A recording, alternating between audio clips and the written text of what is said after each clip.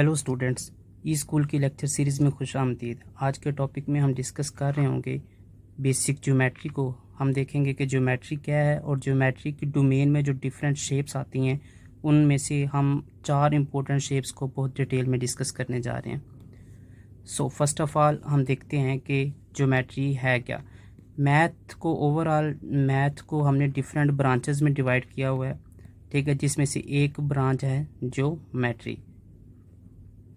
ठीक है, इस ज्योमेट्री में हम क्या करते हैं कि हम स्पेस के डिफरेंट करेक्टरिस्टिक्स को हम स्टडी करते हैं। फॉर एग्जांपल एक पॉइंट है, एक लाइन है, कोई एक शेप है, ठीक है, या कोई सरफेस है। हम उसके फीचर्स को देखते हैं कि उसका साइज़ क्या है, एरिया क्या है, वॉल्यूम क्या है, और इसके अलावा भी बहुत सी प्रॉपर्टीज़ हैं। ठीक है, तो हम देखते हैं कि ज्योमेट्री की डोमेन में कौन कौन सी शेप्स आती हैं और उनमें से हम कुछ को मज़ीद डिटेल में स्टडी करेंगे।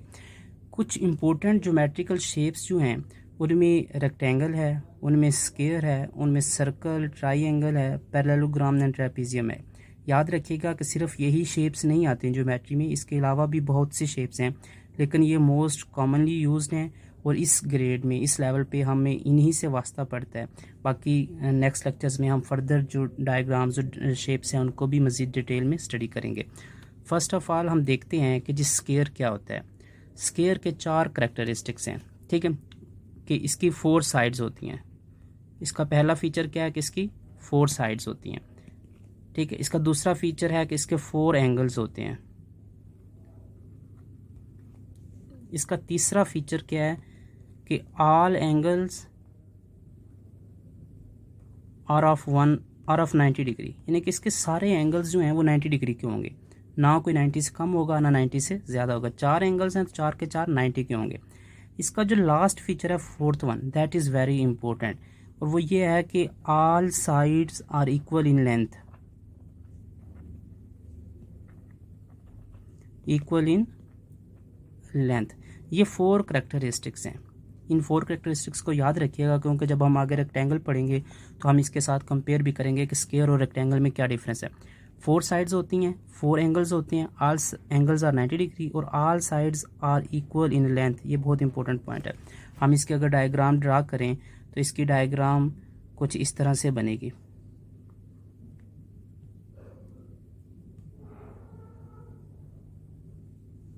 ये आपके सामने स्क्वायर है। एज्यूम करें कि ये 4 साइड्स इक्वल इन लेंथ हैं, ठीक है। अगर ये इक्वल हैं तो आपके पास ये स्क्वायर होगा, ठीक है। अब हम ये एक डायग्राम के बारे में हमने पढ़ लिया, एक शेप के बारे में पढ़ लिया कि स्क्वायर क्या होता है। इसी के साथ हम इसके 2 इंपॉर्टेंट फीचर देखेंगे कि एक तो इसका पेरीमीटर और दूसरा इसका एरिया। कि एक डायग्राम हमने पढ़ लिया, हम उसका पेरीमीटर और एरिया कैसे कैलकुलेट करते हैं हम ये भी निकालेंगे और हम सीखेंगे कि ये कैसे कैलकुलेट कर सकते हैं। अब यहाँ पे देखें, area and perimeter of a square. आपके पास एक स्क्वायर है, फ़र्ज़ करें ये आपके साथ सामने एक स्क्वायर है। स्क्वायर की ऑल साइड्स इक्वल होती हैं, तो मैं कहता हूँ कि इसकी चारों लेंथ्स एक्स एक्स एक्स हैं। एक्स कोई भी लेंथ हो सकती है, 2 मीटर, 3 मीटर, 2 सेंटीमीटर, कोई भी। अब हम देखते हैं कि इसका एरिया कैसे निकाल सकते हैं। हम यहाँ पे एरिया लिख लेते हैं और यहाँ पे हम लिख लेते हैं इसका पेरीमीटर। कंसेप्ट समझना बड़ा ज़रूरी है। कंसेप्ट ये समझना है कि एरिया और पेरीमीटर होता क्या है। एरिया बेसिकली इस शेप के अंदर वाला जितनी भी स्पेस, जितनी भी इसने स्पेस ऑक्यूपाई की हुई है उसकी मेजरमेंट है, ठीक है। और वो कैसे निकालते हैं कि एरिया ऑफ सर्कल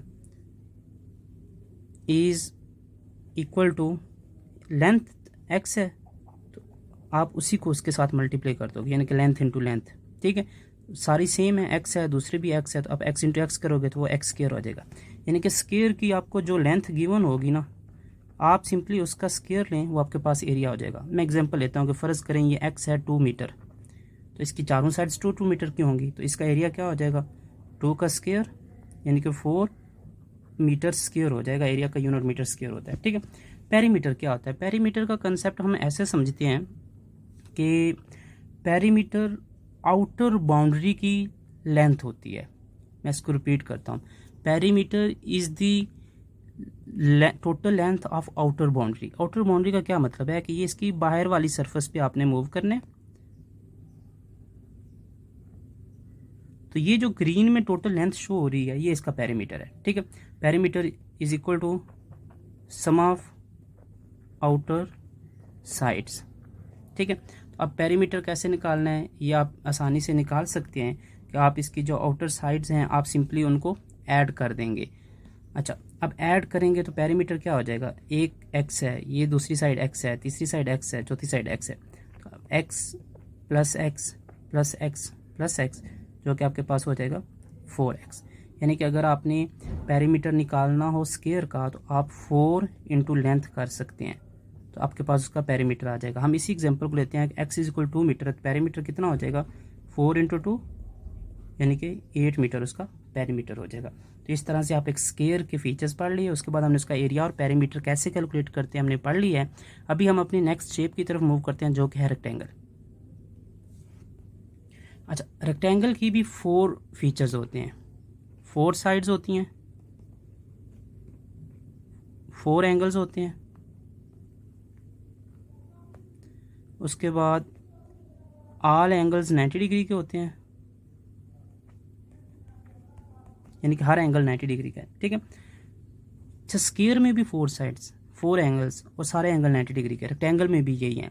स्क्वायर में 4th फीचर था कि ऑल साइड्स आर इक्वल होते हैं, रेक्टेंगल में 4th फीचर है कि only opposite sides are equal in length. ये डिफरेंस है रेक्टेंगल और स्क्वायर में, ठीक है। हम यहाँ पे एक डायग्राम ड्रा करता हूँ। अब अगर आप इस डायग्राम पे गौर करें तो ये वाली लेंथ इस लेंथ की इक्वल है, ये वाली लेंथ इस लेंथ की इक्वल है, ये 4 एंगल्स बन रहे हैं, ये सारे के सारे एंगल 90 डिग्री के हैं, 4 साइड्स हैं, ठीक है। तो अब ये फीचर्स क्लियर हो गए, ठीक है।